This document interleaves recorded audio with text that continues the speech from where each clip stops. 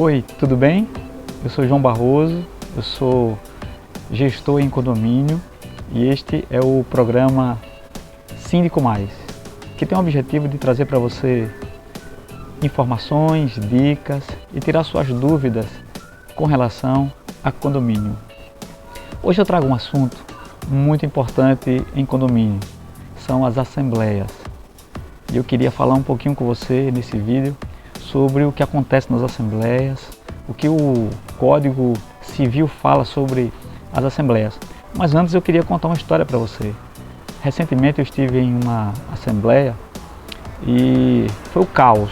Ela não consegue terminar a assembleia, as pessoas não se ouvem, não há educação. Foi um fracasso aquela assembleia. Por sinal, o presidente da mesa foi obrigado a encerrar aquela assembleia, anulando e tendo que marcar uma nova assembleia. Eu queria falar hoje um pouquinho sobre isso. Segundo o Código Civil, as assembleias são reuniões periódicas para tratar de assuntos importantes em condomínio. E nas assembleias são tratados diversos assuntos. Essa lei chama-se Código Civil e os artigos 1350 a 1355 tratam do assunto assembleia. A primeira coisa importante que eu queria falar sobre a assembleia tem a ver com as convocações. As convocações das assembleias precisam seguir algumas regras. Quem é o responsável pela convocação dessas assembleias? Normalmente, e a legislação diz que o síndico necessita convocar assembleias, mas qualquer condômino pode marcar essas assembleias, desde que um quarto dos condôminos aceitem, aprovem essa assembleia. Portanto, o síndico tem a obrigação de marcar essas assembleias, mas qualquer condômino pode marcá-las, desde que acompanhado da assinatura de um quarto dos condôminos. Uma outra coisa importante que eu queria destacar em assembleias tem a ver com assembleias ordinárias e assembleias extraordinárias. Elas são diferentes e na Lei 4.591 tratava muito claro essa situação. Mas hoje o Código Civil de 2002 diz que pelo menos uma vez ao ano o síndico deverá convocar uma assembleia ordinária para tratar de alguns assuntos específicos. Eu queria falar para você quais são os assuntos específicos que a assembleia ordinária trata. Por exemplo, a aprovação da previsão orçamentária. Todos os anos, o síndico, junto com o administrador, eles fazem um levantamento de despesas e é nessa assembleia ordinária que é apresentada e aprovada. Também é apresentada e aprovada nessa assembleia ordinária as contas que o condomínio tiveram durante o ano, ou seja, é levado a essa assembleia ordinária a aprovação das contas anuais e lá é aprovado ou não aprovado essas contas. Uma outra coisa importante que é levada a essas assembleias ordinárias são as taxas de condomínio, a aprovação das despesas que os condôminos pagarão durante o ano. E por fim, dependendo do ano, haverá eleição ou não, as assembleias ordinárias têm a finalidade de realizar as eleições de síndico, subsíndico e conselho fiscal. Quero também destacar outro ponto importante que tem a ver com as votações em assembleias.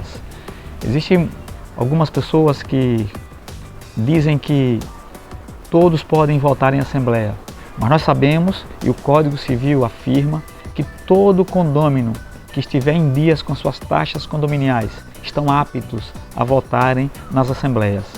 E algumas pessoas dizem, e os inquilinos? Como funciona a votação dos inquilinos? Os inquilinos podem votar através de procuração, desde que os proprietários não compareçam às assembleias. Eu queria ainda falar sobre os quórums das assembleias. Existem quórums específicos. E o que é o quórum? Quórum são a representação dos condôminos nas assembleias, a quantidade de pessoas que comparecem aptos a votar, nós chamamos de quórum.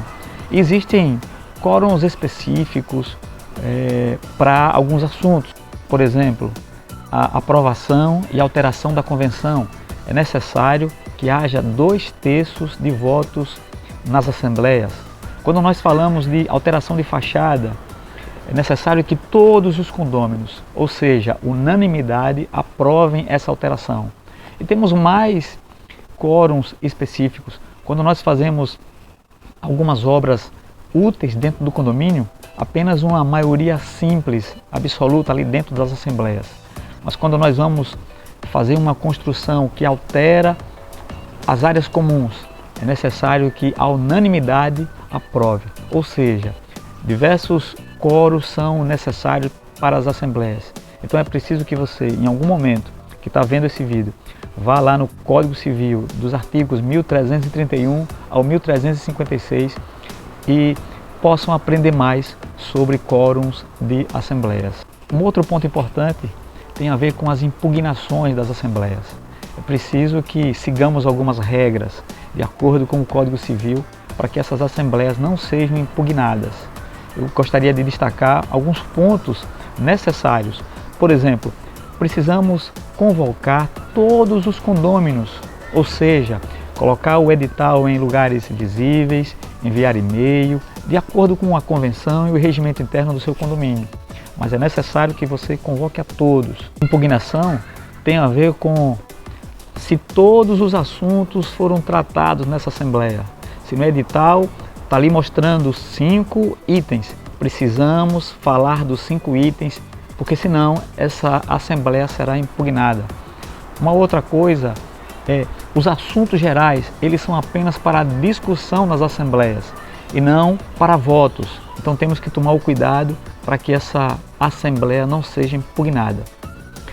Eu sou João Barroso, eu sou gestor de condomínio e esse é o programa Síndico Mais. Se você gostou desse vídeo, eu gostaria que você fosse agora aqui embaixo e se inscrevesse nesse canal, para que outras pessoas possam aprender um pouco mais sobre assembleias em condomínio. Eu quero dizer a você também que nos próximos vídeos eu vou tratar de dicas para que a sua assembleia seja uma assembleia eficaz.